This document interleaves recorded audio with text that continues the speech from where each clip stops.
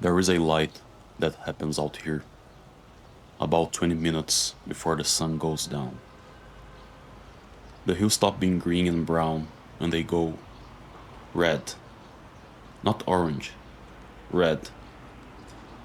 The kind of red that makes you stop walking and just stand there in the middle of the path.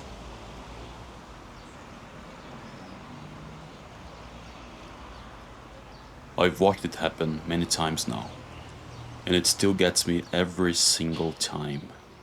And every time, the same thought arrives without being invited, that I have been walking towards something my whole life that looks a lot like that color, and I have never once arrived at it. I want to talk about that color today, because it has a name, an old one. And the name is the beginning of something much longer that I've been carrying for a while.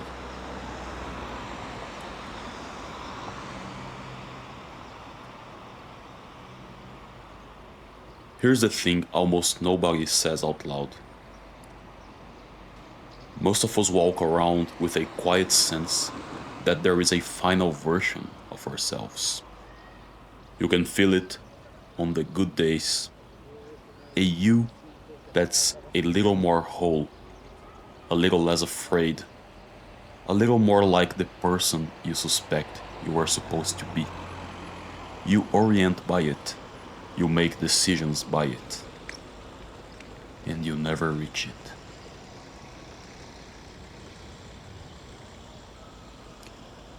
You get the thing you wanted, and the horizon just moves.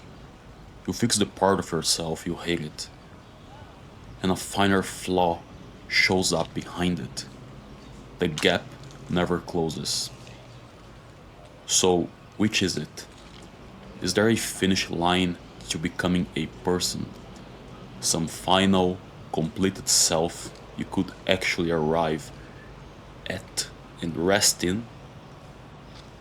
Or is it the whole thing a road with no end and we're all just lying to each other about the destination? I'm not going to pretend I'm answering that from the top of the mountain. I'm not at the top. I'm right here on the road. But somebody drew a map 500 years ago, and they drew it almost perfectly.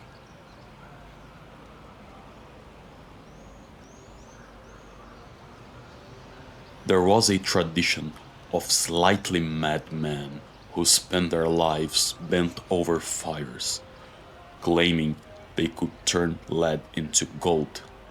We called them alchemists, and we mostly remembered them as failures or frauds. But the serious ones were never talking about metal. They were using metal as a code for something they weren't allowed to say plainly. They were mapping the transformation of a human being. And they said it happens in 4 stages, or 4 colors.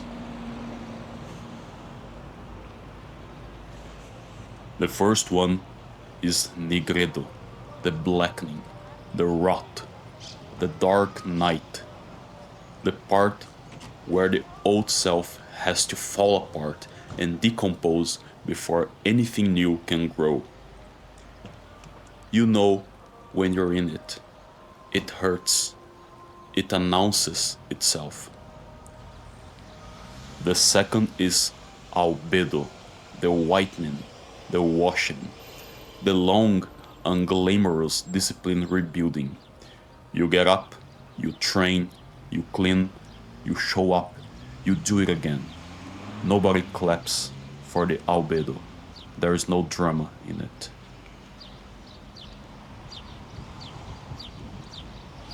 And this is where I live. I'll come back to that. The third is citrinitas, the yellowing, the first gnome of gold, peak of what a human nervous system can actually perceive. The highest, clear, reliable state I believe a person can reach while still inside this body, inside these biological limits. You can almost touch it on a good morning.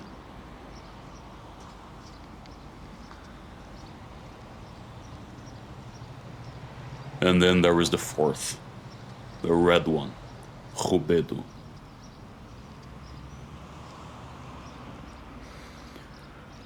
A man born Philippus Aurelius Theophrastus Bombastus von Hohenheim, a Swiss physician who renamed himself Paracelsus. Yes, that Paracelsus, meaning beyond Celsus, because humility was not his dominant stage. Well, they said he was actually a bit of an asshole, but regardless of that, he was fucking brilliant. He wrote about a hidden substance underneath all things. The first matter, the raw, formless ground that everything real is secretly made of. He called it the Iliaster. To him, the whole work, the entire art, was about taking that hidden substance and bringing it all the way to its perfected form. Centuries later, a Frenchman who hid his entire life behind a single name, Fulcanelli, wrote that the great cathedrals were alchemy carved in stone, that the red work, the philosopher's stone, was never about gold at all. It was about a finished soul. And in the last century, a psychiatrist named Carl Jung excavated all of this and said something that reorganized my entire understanding of what a human life is for. He said, they were never talking about metal. They were talking about you, about the self. Rubedo is what he called individuation completed, becoming holy and without apology, the one specific person you were always meant to be. Nothing borrowed, nothing performed. The whole of you, including the parts you've been hiding, fused into one thing and reunited with the ground you came out of.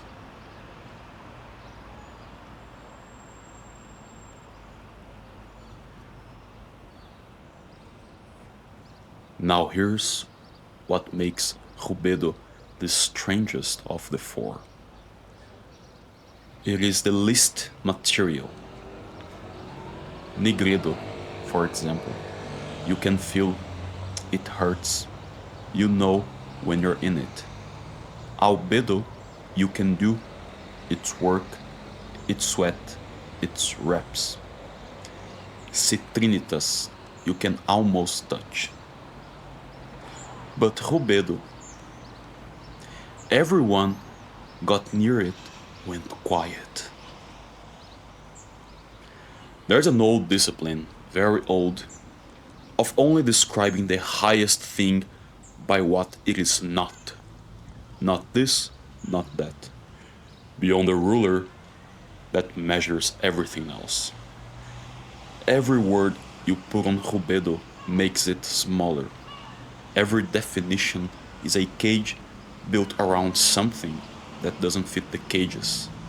The man who supposedly reached it stopped writing, said everything they could put on paper was so much less than what they'd seen that the writing felt like an insult.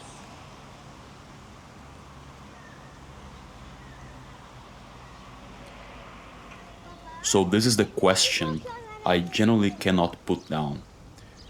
Is Rubedo a place you arrive or a star you steer by?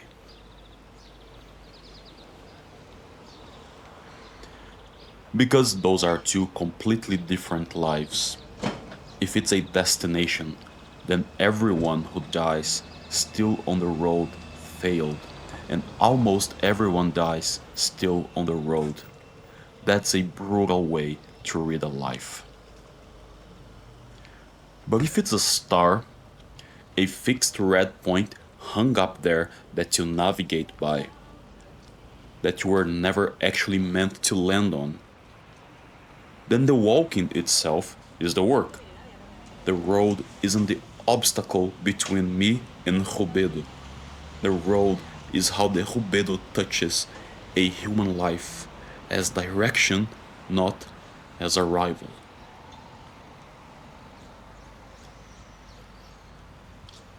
I don't know which it is. I'm telling you this as a man standing on a dirt path who can see the color and cannot reach it, and who has made a kind of peace with not knowing whether reaching it was ever the point. What I know is that the albedo I'm living inside, this long, unglamorous washing phase, is not a waiting room before the real thing. The walking is the real thing.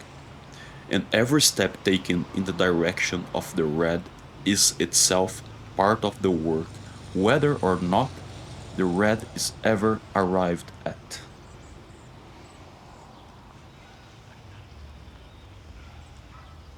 The light will go red again tonight.